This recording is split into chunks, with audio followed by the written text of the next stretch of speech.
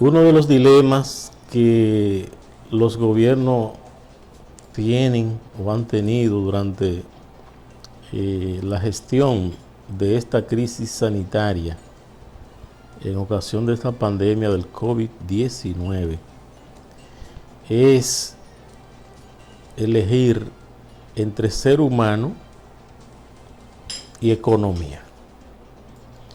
Aunque todas las políticas públicas han estado centradas supuestamente en mitigar los efectos del COVID en la población y en la economía, y varios programas sociales de asistencia que ya han sido desmontados, como fase 1, fase 2, para ti, para abajo que van,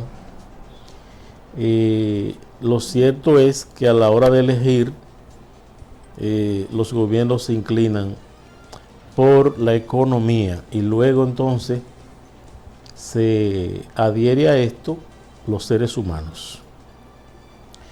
Y esto es muy grave y es característico del sistema capitalista y no se puede esperar otra cosa del sistema capitalista cuyo centro es la plusvalía o el lucro, las ganancias. Así que la población es la que se subordina. La justicia social, los derechos humanos y fundamentales de las comunidades, de la familia, de los seres humanos, están supeditados a la columna economía. Entonces, si la economía crece, crece para las arcas de unos cuantos, y si decrece, los perjudicados siguen siendo los de abajo. Y ahí están los números. Ahí están los números. Las estadísticas dan clarito cuántos se han enriquecido los sectores económicamente hegemónicos y poderosos y cuánto se ha empobrecido la población trabajadora. Y en esa elección, el gobierno nacional, que no es la excepción, en economía le dio principalía al turismo y otros servicios, al punto que con mucho frenesí en los meses que lleva de gestión pública, es notorio el énfasis en estimular el sector turístico. Tanto que las exenciones y facilidades continúan al margen de la gestión ambiental, incluso de esos centros, al margen de las condiciones laborales de los trabajadores y al margen incluso de los derechos. Tanto énfasis en turismo que hay un crédito abierto con interés de tasa cero para todo el que se quiera ir de tours. Y sin embargo, es una apuesta muy extraña en razón de que justo la pandemia es mundial. Pan es mundo, pandemia.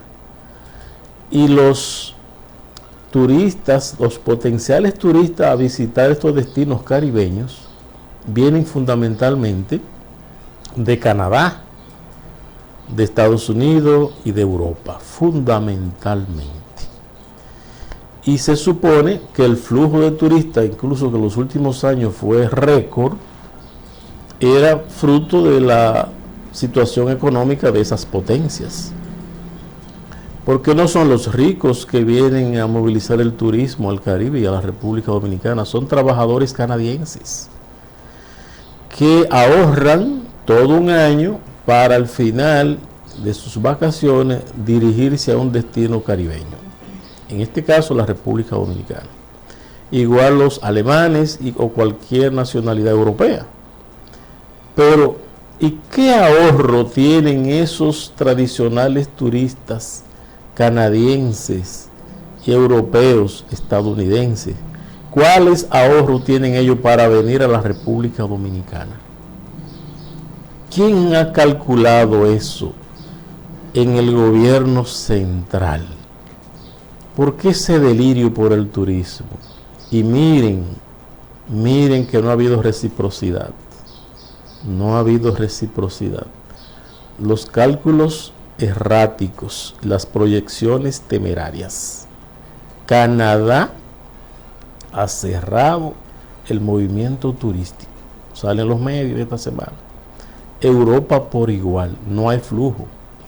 Y encima están exigiendo las pruebas y el caos que hay aquí en el aeropuerto para salir o entrar. Porque este país en plena pandemia y con la población encerrada, tenía los puertos y los aeropuertos abiertos para que todo el mundo entrara como Pedro por su casa, sin ningún control sanitario o fitosanitario en el caso de las mercaderías. Es increíble la devoción de las presentes autoridades por un sector tan vulnerable como el turismo. Y cómo ve con desdén otros sectores que son estratégicos y que en el país conservan todas sus potencialidades, como es la construcción. Hay economistas, técnicos muy prestigiosos que plantean que esa cantidad de crédito o hasta el dinero inorgánico que el Banco Central pudiera emitir, si se movilizan recursos para la inversión pública masiva, se activa la economía, porque es la economía interna que hay que activar. Y el gobierno tiene una iniciativa en materia de producción, construcción de viviendas, unas populares, unas menos populares para la clase media y otras más altas. Pero ese programa parece tener también algunos límites para crecer. Y es que puede la economía nacional movilizarse y emplear una gran cantidad de gente si se desarrolla un plan nacional de obras públicas, incluso hasta de mantenimiento de las actuales obras públicas. Mantenimientos de carreteras y calles emplea una gran cantidad de gente. El mantenimiento de canales, ríos, puentes, presas, represas, alcantarillas emplea un paquetón de gente. El mantenimiento de escuelas públicas, edificios públicos, hospitales, eso emplea una gran cantidad de gente. Y la construcción masiva de vivienda emplea una gran cantidad de gente y moviliza la economía. Es un aceite que va a romper todos los óxidos de esa máquina económica que está oxidada en la República Dominicana. Ojalá las autoridades vean con más apertura y no sigan por un tubo encerrado, viendo por un solo callejón y apostando todos los huevos de la economía nacional en una sola canasta. Que está probado que el modelo ha fracasado. El modelo neoliberal de privatización hasta del oxígeno, de cederle todo al actor privado, que no se conforman con que el Estado los libera de más de 225 mil millones de pesos de impuestos al año, y que supuestamente para incentivar el empleo y la producción, y que al fin y al cabo no lo incentivan nada, porque lo que hace es que se agachan, se lo toman y empiezan a basar su modelo en mano de obra barata y en violación del Código de Trabajo, del Código Ambiental, del Código de Salud y de todo el mundo.